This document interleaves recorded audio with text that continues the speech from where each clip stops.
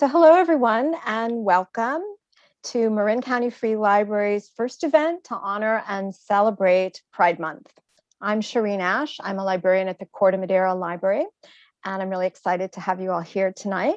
Before we get started, I'd like to ask everyone to stay muted during the presentation. We'll have time for Q&A at the end. You can put your questions in the chat, and I will read them out, and Jim, who's our speaker tonight, will answer them for you.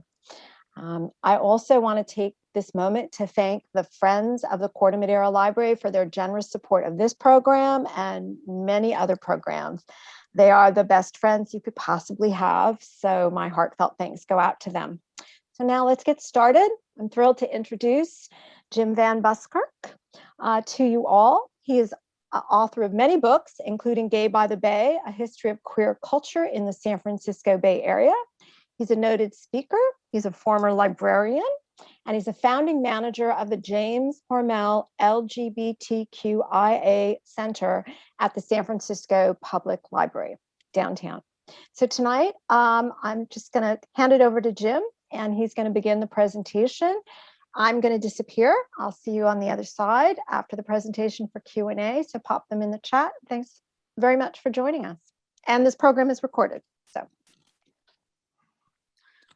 Thanks, Shireen. I'm so excited to do this.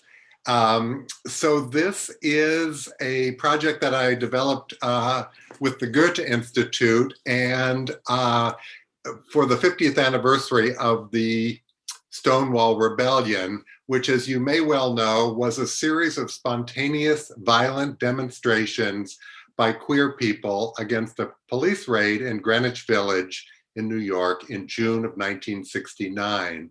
And it's a very important incident. It's celebrated worldwide as the beginning of the modern lesbian and gay rights movement. And so with this program, I wanted to offer a visual timeline of some of the pioneering individuals, organizations, publications, activities that took place in San Francisco and throughout the Bay Area during the century prior to the pivotal event that we know as Stonewall. So each one of these deserves a lot more information and contextualization. So I'm just going to zip us through 100 years in a little less than an hour. So fasten your seatbelts, and here we go. Whoops, except, where's my, okay. So this is Karl Maria Bentkirk, who was an Austrian-born Hungarian journalist, memoirist, and human rights advocate. And the reason that I have him to start the program is that he's the person who coined the words heterosexual and homosexual in two important pamphlets that were published anonymously. And then a lot of the German sex researchers borrowed the term, which have now become standard for differentiations in sexual orientation. So this is Elvira, let's see, where am I? Yes.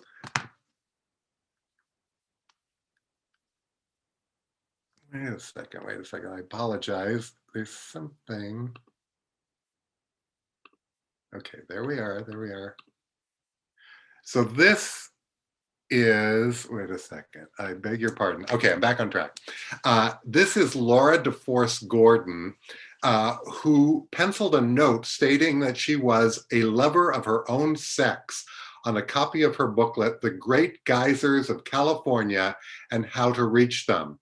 And this was found in the Cogswell time capsule in Washington Square Park in 1979. So this, she wrote this pamphlet in 1879.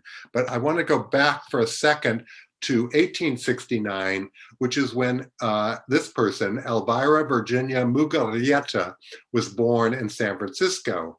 And assigned female at birth, he lived as a male and was known variously as Jack B. Garland, Babe Bean, Jack Beam, Jack Maines, BB Beam, and Ben Garland. He lived in the San Francisco Tenderloin district, and he had erotic relationships with young men. So this is a very early example of an FTM, transgendered person with a sexual attraction to other men. He enlisted in the US Army, he worked as a journalist, lived in a male social role for nearly 40 years, also as a nurse and an adventurer. This person should look familiar. This is Oscar Wilde, who visited San Francisco in March of 1882. And you all probably are familiar with this famous quote: "It's an odd thing, but everyone who disappears is said to be seen at San Francisco. It must be a delightful city and possess all the attractions of the next world." And that's from the picture of Dorian Gray. Now, this is another transgendered individual. In 1885, Austrian native Jenny O arrived in San Francisco, where cross-dressing had been a crime since 1863. As a man, O became an itinerant bookseller, invested in property, and began traveling for German newspapers. Indoors, O, as a woman, helped with children and provided accommodation for dance hall women. So in those days, cross-dressing was associated with prostitution and other forms of indecency. So it was a target of the San Francisco officials who were seeking to purify the city. Jenny O reported that she wore men's clothing in public for fear of arrest in the 1890s. And performances of gender crossing on stage for public amusement remained protected and celebrated, but challenges to real life gender roles, especially women's claims to the rights and privileges of white men, were suppressed. So here we have portraits of Jenny O in male attire, nude with genitals exposed, nude with genitals tucked between her legs, and finally in women's attire. And these appear, this is a page from Magnus Hirschfeld's The Transvestites from 1912, and you're going to be meeting Magnus Hirschfeld in a little while. This is a portrait of Marie Equi, and in 1897, she and her girlfriend, Bessie Bell Holcomb, left their homestead in Oregon and moved to San Francisco. In 1899, Marie enrolled at the College of Physicians and Surgeons in San Francisco as a first-year medical school. Women represented only 6% of US physicians in that time. So she pushed through boundaries of class, gender, and sexual orientation on her way to becoming a medical doctor. In 1903, after 2 transfers and a move to Portland, Oregon, with a new companion and fellow medical student, Mary Ellen Parker, Dr. Marie Equi graduated from the University of Oregon Medical Department. She eventually set up a practice in Portland, and there's a wonderful biography of her by Michael Hellquist. He notes that throughout her practice, Marie served men as well, especially as she became more politically active. And Marie volunteered in the Oregon Relief Mission to aid victims of the 1906 earthquake. So she's quite an important character, and I didn't know much about her before Michael Hellquist's wonderful biography. In 1903, Charles Warren Stoddard wrote, "For the pleasure of his company, an affair of the Misty City." And this is an early gay autobiographical novel set in San Francisco. And he's best known for his travel writing about Polynesian, but this, his only novel, begins, "Here you have my confessions."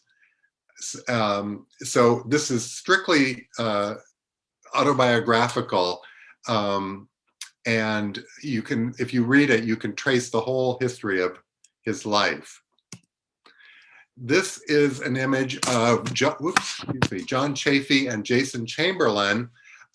John died in San Francisco on July 31st, 1903. This is kind of a poignant story. He received word by mail that his partner, his life partner, had died, and he shot himself with a shotgun. The two men had left Boston together in January 1849, arriving in San Francisco at the height of the gold rush. Despite stable jobs and good pay, they left for Calaveras County to try their luck at gold mining and settled in a small rural settlement in Groveland, Tuolumne County. The pair lived there for the next 50 years, building their own house and furniture and opening a way station for travelers. They befriended a few of the local Miwok Native Americans and were well respected by their neighbors. So this is an interesting example of early pioneers who chose to cohabit and live together.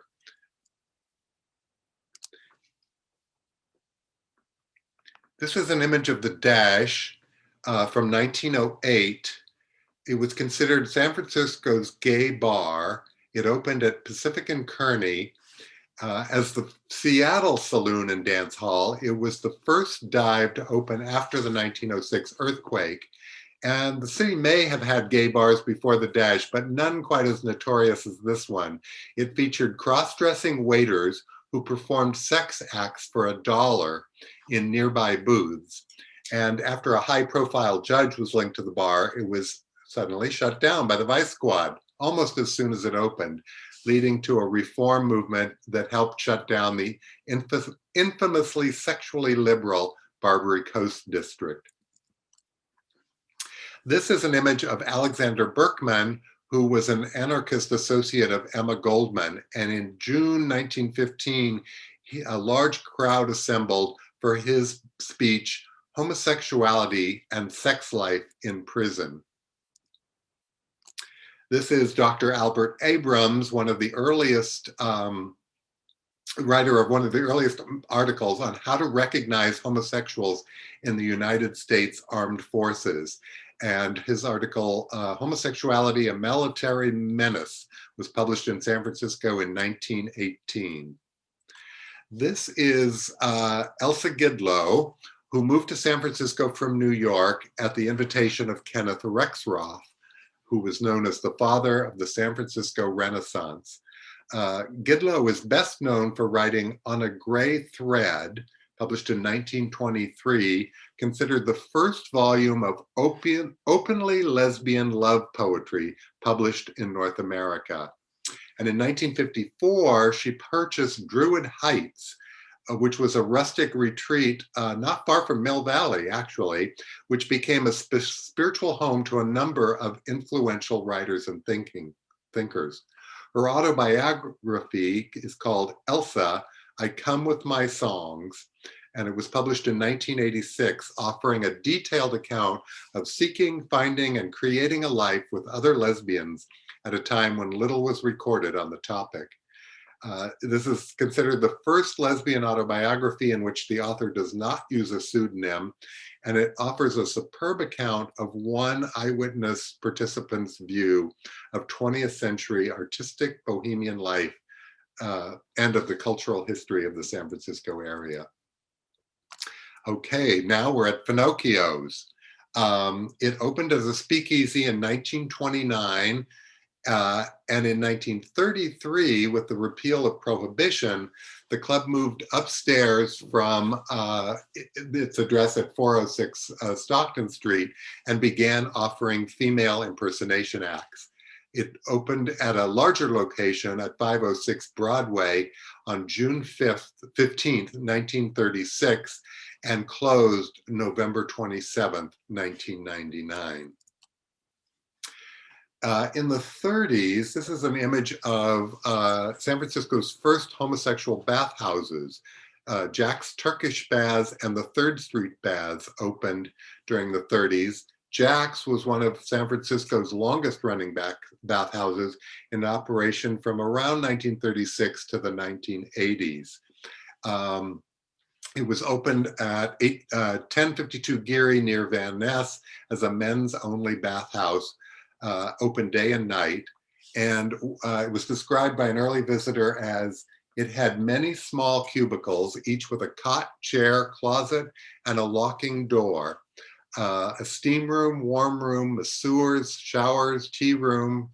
By midnight on Friday and Saturday nights, the baths was filled to beyond capacity. Someone spread the rumor that the UC football team came over from Berkeley every Monday and the place was mobbed. It was also popular with servicemen during World War II. One soldier said it was very good, very, very busy. And then it moved, and it was included in the Mattachine Society's bar guide as a well-known gay meeting spot. Okay, here's Magnus Hirschfeld, who we heard from earlier. On February 24th, 1931, he arrived in San Francisco for a 10-day sojourn, giving public talks, paying social and professional calls, and visiting tourist sites. He was referred to as the Einstein of sex because he was a pioneering German physician, sexologist, an author, and he co-founded the Scientific Humanitarian Committee, the world's first homosexual emancipation group, and this would have been in Berlin. Here we are inside the Black Cat, which was a bohemian hangout, opened in 1933 at 710 Montgomery Street. And the bar was at the center of one of the earliest court cases to establish legal protections for gay people. When in 1950, Saul Stuman, who was the owner, challenged the state Alcoholic Beverage Control Commission's attempt to close his bar. The California Supreme Court decided for the first time that bars cannot be discriminated against solely for catering to homosexuals. Despite this victory, continued pressure from law enforcement agencies eventually forced the bar's closure in 1964. So I didn't know much about Rod McKuen, but he was born on April 29th, 1933 in a Salvation Army hostel in Oakland, California.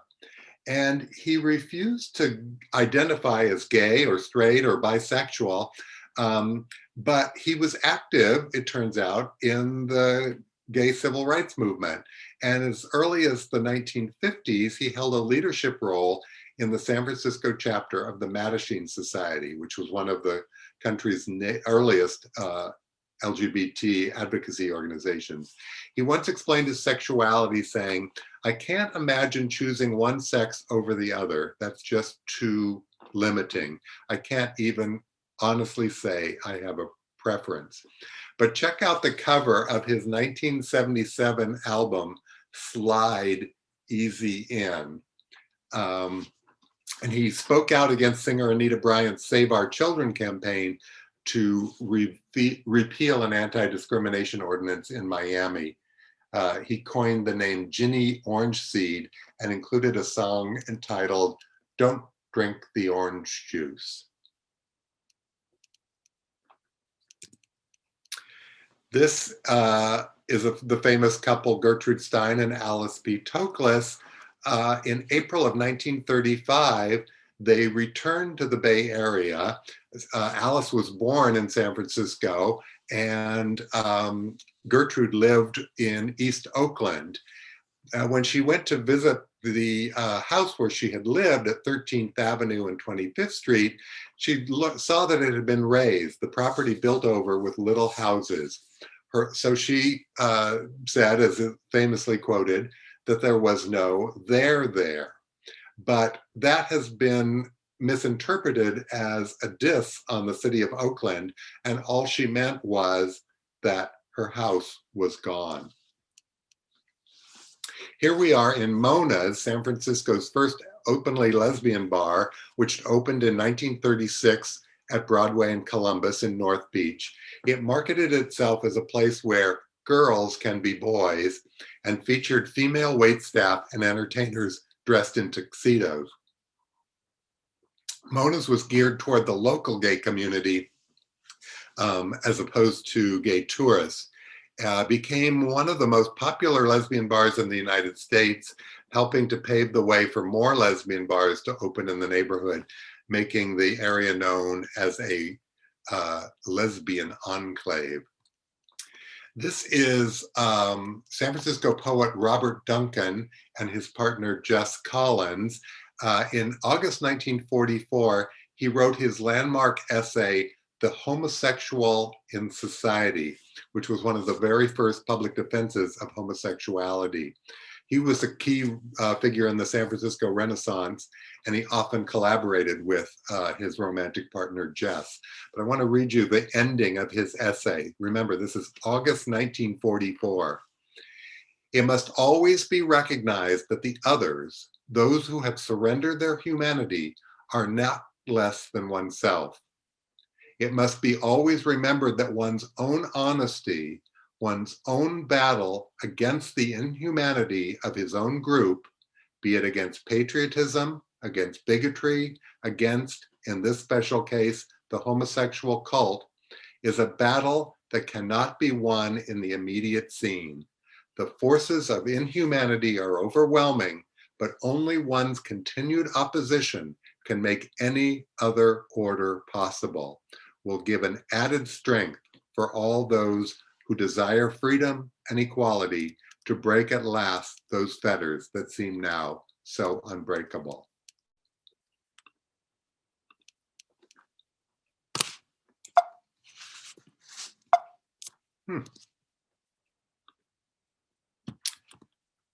This is an image of the Langley Porter Clinic, where in 1953, Dr. Carl M. Bowman and Bernice Engel published The Problem of Homosexuality, one of a number of reports during the 50s and 60s discussing the effects of castration, lobotomy, and electroshock treatment on homosexuals.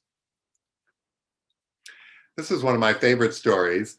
You'll be glad that I'm not going to sing I Left My Heart in San Francisco, but in 1954, Douglas Cross and George Corey, who were songwriters and lovers, had moved to Brooklyn, and they were homesick for San Francisco, so they wrote I Left My Heart in San Francisco. And it was later popularized by Tony Bennett at a December 1961 concert at the Fairmont Hotel's Venetian Room. In 1969, it was adopted by the city and county of San Francisco as one of its 2 official anthems. And it's usually at this part of the program that I ask you what the other official anthem is. But since we're not in the same room, I'll just tell you that the other is the title song from the 1936 film, San Francisco. And in an interesting coda to the story, over 20 years later, George Corey, who was by now elderly, underwrote a new show for his friend Hibiscus. And that name might be familiar because Hibiscus was the founding member of the Cockettes and later the Angels of Light.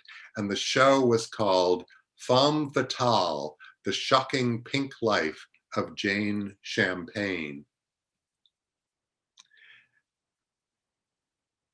This is Grace Miller and Joyce Vandeveer, who were bartenders at the 12 Adler Place and also Tommy's Place, who were arrested in September of 1954 for contributing to the delinquency of minors. These 2 lesbian bars were alleged to be rendezvous points for teenage girls to gain access to alcohol, marijuana, drugs, and older lesbians. The sensationalistic headlines exacerbated the vulnerability of such venues amid a citywide crackdown. This is October 19th, 1955, the date that the Daughters of Bilitis was founded. It's the first lesbian organization in North America. 4 lesbian couples, including Del Martin and Phyllis Lyon, got together and created this social group. And the following year, began publishing the monthly magazine, The Ladder. This is at the first National Lesbian Convention organized by the DOB. took place in San Francisco in May of 1960. This is a portrait of the Mattachine Society, which was an early homophile organization formed by Harry Hay in Los Angeles in 1950. And in 1956, it moved its headquarters to San Francisco with Hal Call as president.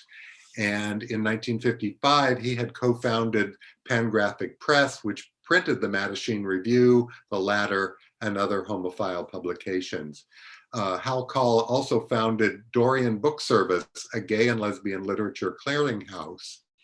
And he was one of the few openly gay men who spoke out about gay issues. And he frequently appeared on local television programs in the 50s. And we're going to see him again. This is dated February 19th, 1956. San Mateo County Sheriff Earl Whitmore declared that homosexuals harried by police in San Francisco would find no refuge in his county. His warning followed a raid on Hazel's Inn near Sharp Park that led to the arrest of 77 men, 10 women, and 3 teenagers. The tavern began attracting attention when it grew from a relatively quiet place with a few patrons to an operation that regularly attracted between 250 and 500 people on weekends. Here we have an image of Allen Ginsberg, the author of Howl, and Lawrence Ferlinghetti, the recently deceased owner of City Lights bookstore. On September 6, 1957, they were tried on charges of selling obscene literature because of Howell's description of male homosexuality. And this is an image of George Christopher and his, who was the incumbent mayor, and his chief of police were accused by city assessor Russ Walden during the mayor campaign, allowing San Francisco to become the national headquarters of organized homosexuals in the United States. And interestingly, in 1965, a grand jury indicted Russ Walden, the city assessor, for bribery and conspiracy, and he was convicted of 9 felony counts. So, in May of 1930, there was a controversial Gayola scandal launched when a state alcoholic beverage control official was caught taking a bribe from the Castaway, a Market Street gay bar. He was later acquitted. In this image, Brian Ray is on the left. He's a gay bartender, and Norman Tullis on the right, a gay bar owner, are waiting to testify during these trials. And they're projecting professional images by wearing suits and ties. This is the League for Civil Education, which began by Guy Strait to organize a gay vote in San Francisco. He began publishing this newspaper, distributing it free in bars, starting in 1961. And the same year, 1961, The Gay Detective was published under the pseudonym Lou Rand. And the author, Louis Randall Hogan, capitalized on his intimate knowledge of San Francisco in this, his first publishing endeavor. And the novel followed a private investigator trying to solve the murder of a young gay man. Its humor depended on the character's complicated play with the conventional gender norms popularized in hard-boiled crime fiction, and provided a guided tour of post-war San Francisco places and personalities. So it was loosely fictionalized, but still recognizable, and then republished a few years later in 1965 as Rough Trade. So here we see José Sarria, who we saw performing at the Black Cat. And in 1961, he kicked off his campaign for San Francisco supervisor. He received 5,600 votes and is considered the first openly gay man to run for public office. This again in 1961. In September of 61, whoops, wait a second. Oh yes, here I am. KQED broadcast The Rejected, the first television documentary on homosexuality. It was originally titled The Gay Ones and later syndicated to national educational television station. It was produced by John Rivas and Irving Saraf, featured legal, medical, and religious experts to discuss the social problem of the gay ones. And it's available on YouTube if you're interested. It's kind of an interesting little time capsule.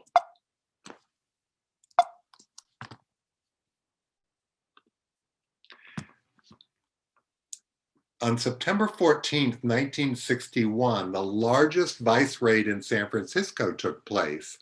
Police arrested 81 men and 14 women at the Tay Bush Inn, an after-hours club. The authorities emphasized to local reporters that same-sex dancing occurred inside the bar, but the Chronicle described the arrestees as white, middle-class, passive victims herded like sheep into patrol wagons. The bar owner, Bob Johnson, characterized the policing of sexuality as parochial, prudish, and emotional. And one of the reasons I wanted to include this is that I've been researching and writing about the Tay Bush Inn for years, but it never dawned on me that it was at the corner of Taylor and Bush. And my boyfriend lives at the corner of Jones and Bush. And so I've walked by that corner many, many, many times, and there's absolutely nothing to indicate that this historic event took place. This, in 1962, the Tavern Guild was formed by proprietors and employees of several gay bars. And this was in response to rising tensions between the police and gay people. It's considered the first gay business association in the United States. And as a coalition, it helped unify and protect gay bars and bartenders by fixing drink prices, developing a phone network to track police raids, and setting up funds for members who were unemployed. It also organized fundraisers and charity events, including the annual Beaux-Arts Ball. In 1963, Guy Straight published the first issue of the Lavender Baedeker, which was based on Carl Baedeker's 1833 guidebook to Europe. This was quickly followed by a booklet of gay and lesbian friendly bars, restaurants, and hotels, compiled by white gay businessman named Bob Damron. So he traveled around the United States, and it sort of could be considered analogous in some ways to the Green Guide that allowed African-American travelers to figure out where they could and shouldn't go. It was edited by Hal Call and published by Pangraphic Press in 1964.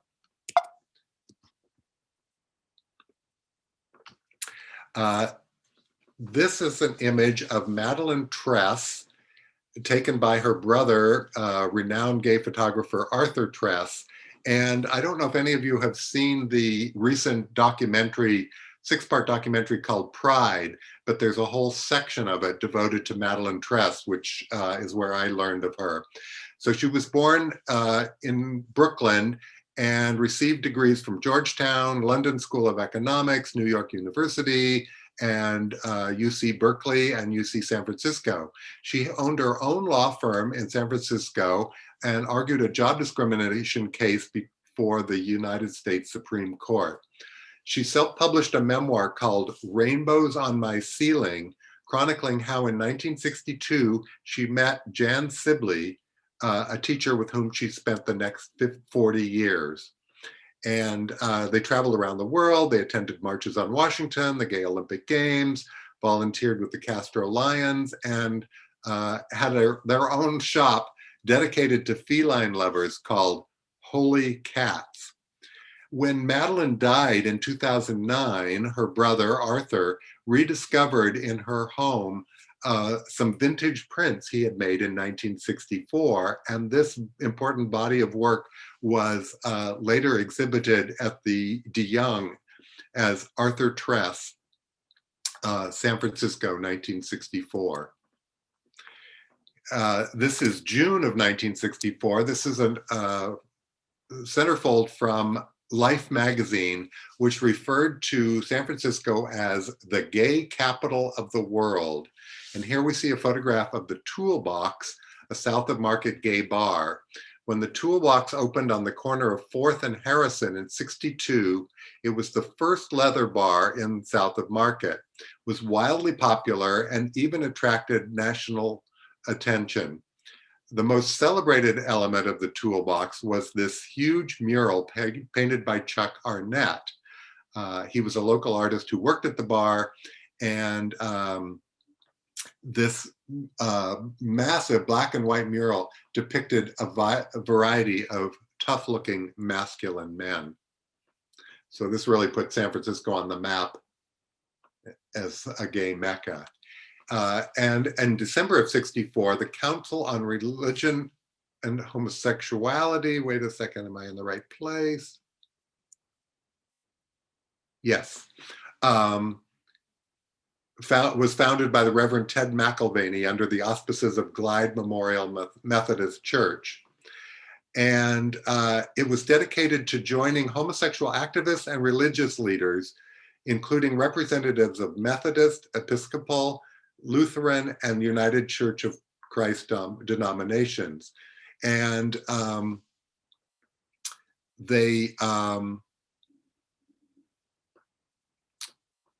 in September of '65, 30 people picketed Grace Cathedral to protest punitive actions taken against Reverend Canon Robert Cromie for his involvement in the Council on Religion and the Homosexual. And in '65, later in '65, Citizens Alert, a 24-hour hotline supported by the CRH, was established to provide lawyers, photographers, and other assistance to victims of anti-gay police brutality. Okay, that should have been with that. So let me, I'm ahead of myself. So this is the Society for Individual Rights, which was founded in September '64 as the largest homophile organization. It represented a newly assertive and self-confident liberationist attitude. It was democratic, inclusive, and became a model for gay political organizations to follow. They opened the first community center in America in April of 1966 on 6th Street. So I beg your pardon, this was the image that went with the description of the Council on Religion and the Homosexual. And now we're at January 1st, 1965,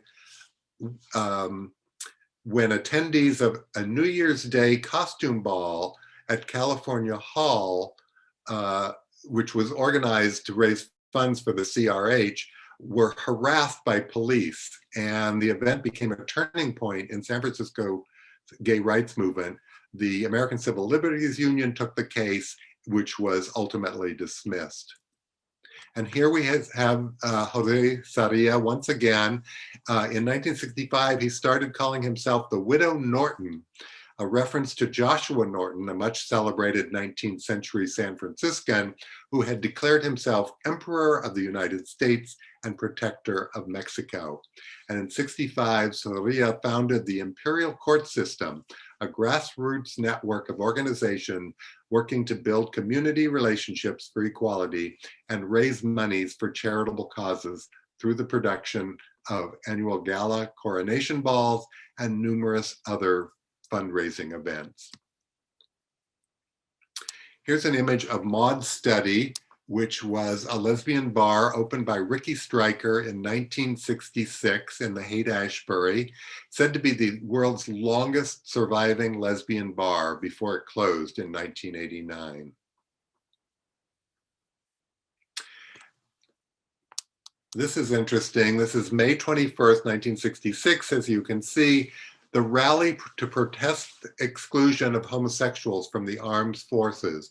This was a demonstration that took place on the steps of the Federal Building on Armed Forces Day.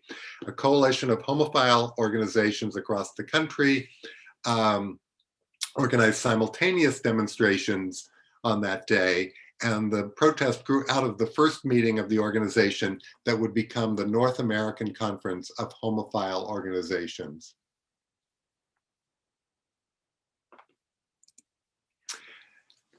And this is June of 1966. This is I'm going to read a little something from Vanguard magazine. Tonight, a clean sweep will be made on Market Street, not by the police, but by the street people, who are often the object of police harassment. The drug addicts, pillheads, teenage hustlers, lesbians, and homosexuals who make San Francisco's meat rack their home are tired of living in the midst of the filth thrown out onto the sidewalks and into the streets by nearby businessmen. This Vanguard demonstration indicates the willingness of society's outcasts to work openly for improvement in their own social economic power. We have heard too much about white power and black power, so get ready to hear about street power.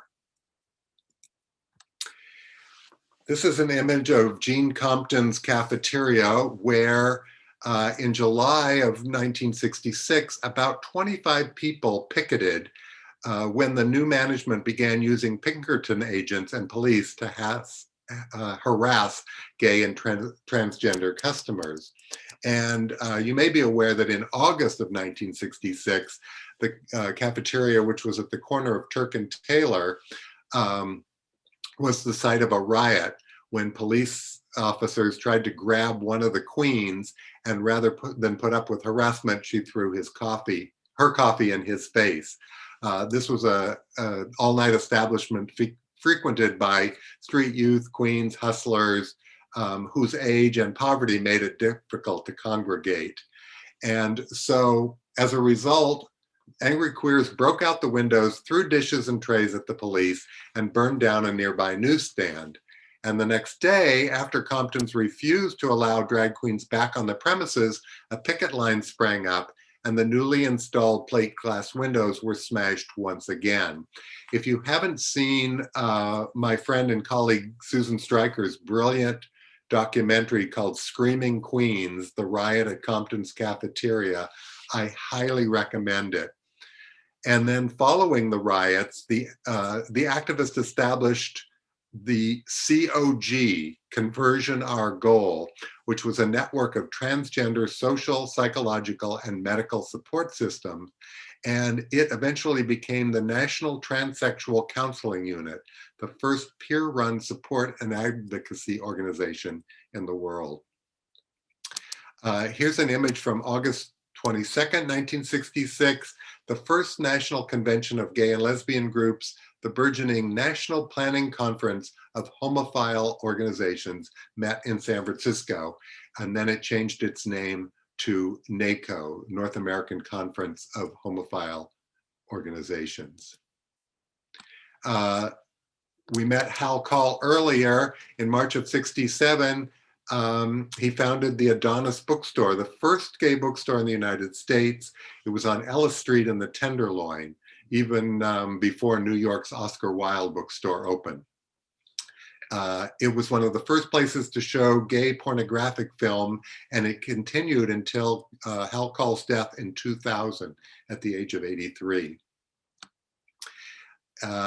In 1968, Hadi Paul Press published Tales of Sagittarius and Tales of Thorn. These were collections of poetry by Jim Mitchell. The press was founded during the Summer of Love in '67 and soon became an important part of the microecology of gay publishing that was beginning to emerge. In April of 1969, Gail Whittington was an employee of the State Steamship Line and was fired for revealing his homosexuality in a Berkeley newspaper. So the Committee for Homosexual Freedom picketed the company's offices, becoming the first gay liberation group in the Bay Area. And I just want to read you an excerpt from the newsletter. The daily noontime picketing at State Steamship Company has become a grooven spiritual happening. The morale of the picketers has much improved, as has the great springtime weather. The size of the line remains undiminished as dedicated CHF members carry on the only really homosexual activist campaign in quite a while. Every day, picketers sing freedom songs and songs of love and joy while they enjoy the sun, hold hands, and do what comes naturally. In fact, the picketers on California Street are acting in public just as all homosexuals have been saying for years that we should be able to act in public. They are acting out that statement. People are ready for their freedom when they assume it. So now we're at the Stonewall Rebellion, which, as I described earlier, took place June 28th and 29th in Greenwich Village. And the sign in the window, you can't really read, says, "We homosexuals plead with our people to please help maintain peaceful and quiet conduct on the streets of the village." And this was signed by the Mattachine Society. And coincidentally, on June 30th, 1969, a 4-part series appeared in the San Francisco Chronicle. And the first article was headlined, "Choosing the Gay Way of Life." And it begins, "We lesbians live all our lives amongst you. Except for a few of us, we have heterosexual parents and learn as toddlers to play the heterosexual game. You cannot recognize us unless we choose to let you." And then, even though we're just a little bit past Stonewall, I love including this image from Halloween night, 1969. This was when activists gathered outside the San Francisco Examiner building to protest a series of anti-gay articles that had been running.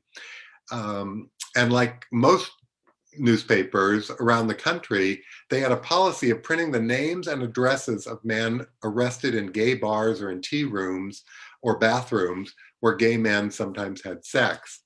And at one point in this demonstration, purple printer's ink was dumped from the roof of the building onto the peaceful demonstrators, and they used it to scrawl things like "gay is good" and other slogans, and slapped imprints of their hand on the buildings.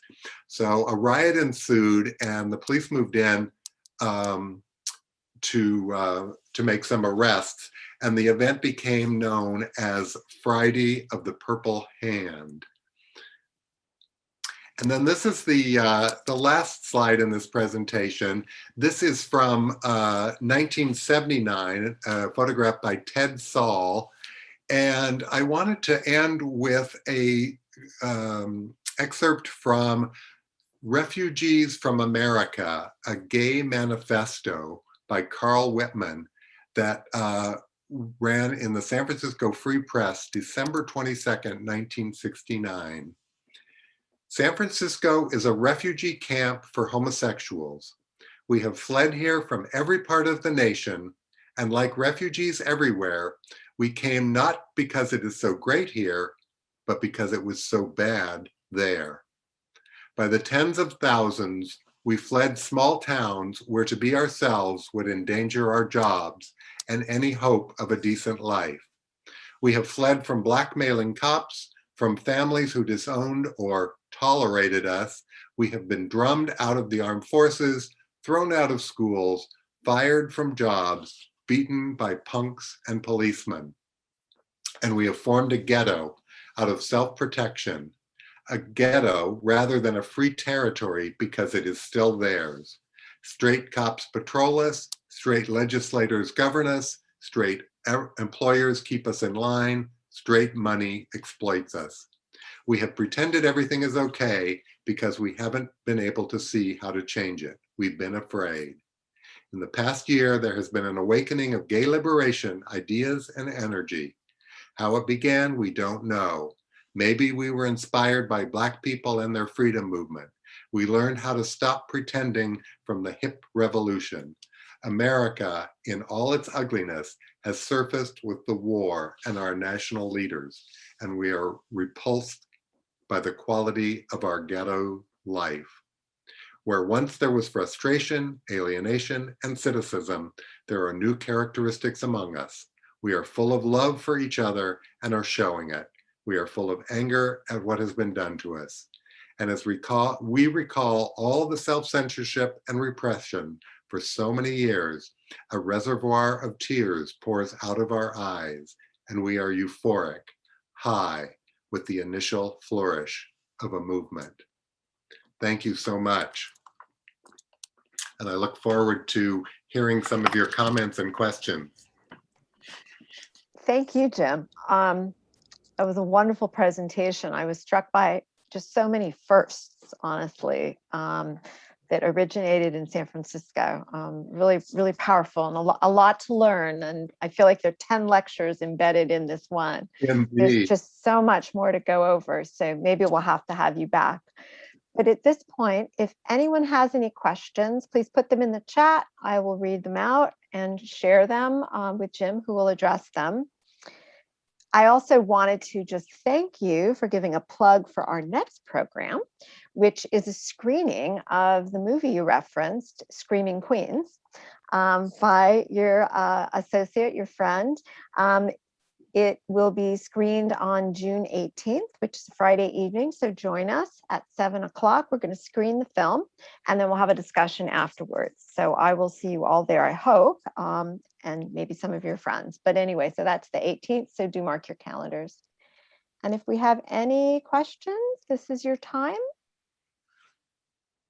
Well, I'll vamp a little bit while we're waiting for questions. I'm so glad you noticed all those firsts because as I said, I developed this in 2019 when the whole world was celebrating Stonewall, and not to take anything away from that important event, I just thought, wait, San Francisco has had all these firsts, all these important people and publications and organizations.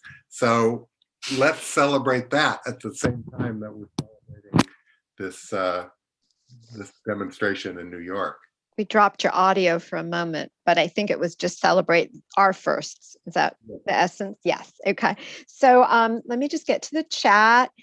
Some appreciation. I'm so grateful for this comprehensive and interesting overview. Such a talented researcher and historian. So yay. And a former librarian. Terrific historical perspective. I hadn't realized that the use of the term gay was used so long ago. That's a really interesting observation. I don't know if you know more about that, about the origins of the term. Well, we talked about the origins of the term homosexual in 1869. The origins of the term gay are much more complicated, and that would be, as Shireen suggested, we could do a whole evening about gay and who used it and how it was used and when and where and in what context. So I don't want to get into those weeds just yet, but it's an important question. Okay, thank you. So again, wonderful program, and a question, if you could tell us a little bit more about the Tay Bush incident, please. Well, I don't know very much. And in fact, it was only recently that I found that drawing to anchor it. But it was very important. And I wish someone would do some more research and maybe even get a plaque in the pavement. I mean, there's a plaque at the corner of Turk and Taylor for the Compton's cafeteria uprising. And even though this was sort of more negative because it was a raid, it was the biggest raid in San Francisco. But much more than the statistics I quoted, I don't know much more. Thank you. I think your point about putting plaques in the city to mark the important historical events is a significant one. So another question, any more information on Oscar Wilde's visit? Yes, there's quite a bit more. I mean, as you can tell, I tried to pack 100 years into an hour, but there's lots of information in the biographies of him, of which there are dozens and dozens. So you'll want to go to your local library and check some of those out. I appreciate the plug. Do you know more about the history of queer Marin? I know you talked about Elsa Gidlow's enclave in Mill Valley. Do you know more about Marin? I don't. And if somebody does, I would love to be in touch with them, because I'm sure that, as with everywhere, there were, if not gay bars, at least bohemian bars, or bars where gays and lesbians could congregate. But, now that I've said that, that might not even be true. It might be that there weren't comfortable places, and that people congregated in private residences. So any information would be very welcome.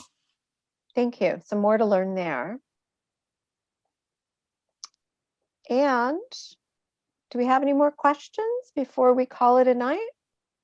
Oh, okay. Here's a good one. Spinning off the photo and story of the two men who were gold miners, do you get the sense that during the early 1800s that there was some acceptance in the Western territories, or was the spread of religion influencing the ideas? Well, that's a good observation. I think what it's safe to say is that there have always been people in same-sex relationships, and I think in that time period it was more of a behavior. So men could be together, they could hug each other, they could hold hands, they could do whatever, but they didn't identify, I am a homosexual, I am a gay man. So I think it's probably in the early, let's say, teens and 20s, when it sort of started to transition from behavior to an identity. And it also depended on the presentation of the person. So if you were butch or manly, you could probably get away with a lot more than if you were effeminate or had certain stereotypic characteristics. So I think it's a complicated, nuanced arena to explore. My friend Bill Beneman has written a lot of wonderful books on those early days where there's not much research. I mean, there's not much documentation, and he's tried to figure out, well, exactly how did this happen, and what were the relationships, and how were they accepted, and what was the role of religion? So, excellent question. Thank you.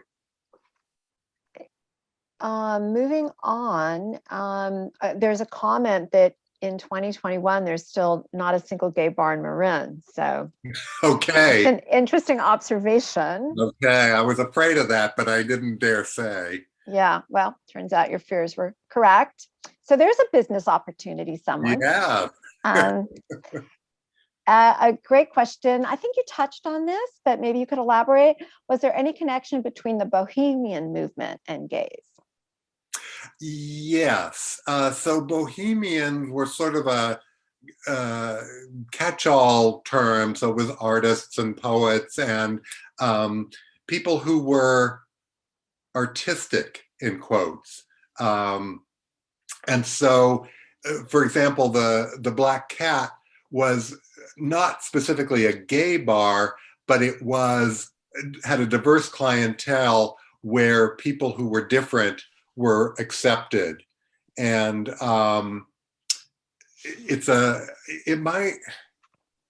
don't know if I dare make an analogy between the word bohemian and how we currently use the word queer, which can accommodate a wide range of modes of existence, but it's complicated. Well, that sums up a lot. A question about the novels, the pocketbooks that you showed on relationships, and a question about the collection that might be housed at San Francisco Public Library. Do you know how large a collection that is? So we're talking about the pulp paperback collection at I believe so. The exact question reads, I love the pocketbooks on gay relationships that you showed. I know that San Francisco Public Library has a huge collection of these. How many? Oh my gosh, I have no idea. but it started with the Barbara Greer, Donna McBride Naiad Press collection because they were collectors. And so there were hundreds of them. And then we've continued adding to them. So we'd have to contact the public library and see how many, but some of them have been digitized, and those covers, as you can tell, are pretty lurid, and you don't even have to read the book. Some of them are unreadable, they're terrible, but some of them are actually pretty interesting. Oh, great question here. Who do you think was the most influential gay writer in San Francisco in the 19th century? Well, there's not a whole lot to choose from, I think. It's probably Charles Warren Stoddard. Yeah, I mean, because as we said earlier, writing overtly about gay relationships, it was all sort of coded or fictionalized. So,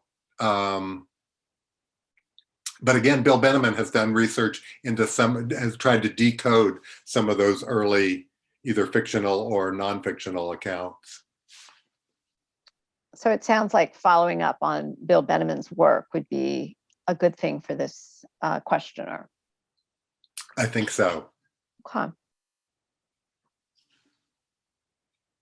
Any other questions for Jim?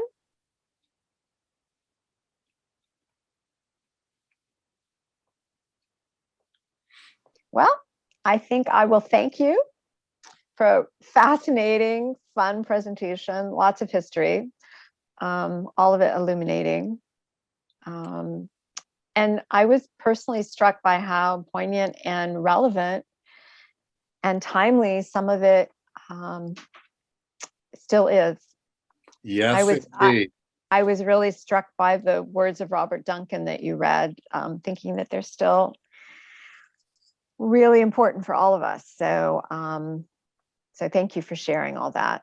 So, Jim, I can't wait to have you back. You're getting a lot of thank yous. Thank you all of us for joining us. Again, if you want to come again for this, well, join online for the Screaming Queens screening of the film and discussion afterwards. Look forward to seeing you there. Thank you all for joining us. Have a good evening. Stay well, be well, and we'll see you soon, I hope. Good night, everyone, and thanks again. Bye-bye. All right. Thank you. Bye, Jim. Thanks. Great job. Thank you. Bye, Jean. Thanks so much. It was great to not see you, but hear you. That's okay. See you next time. All righty. Bye-bye.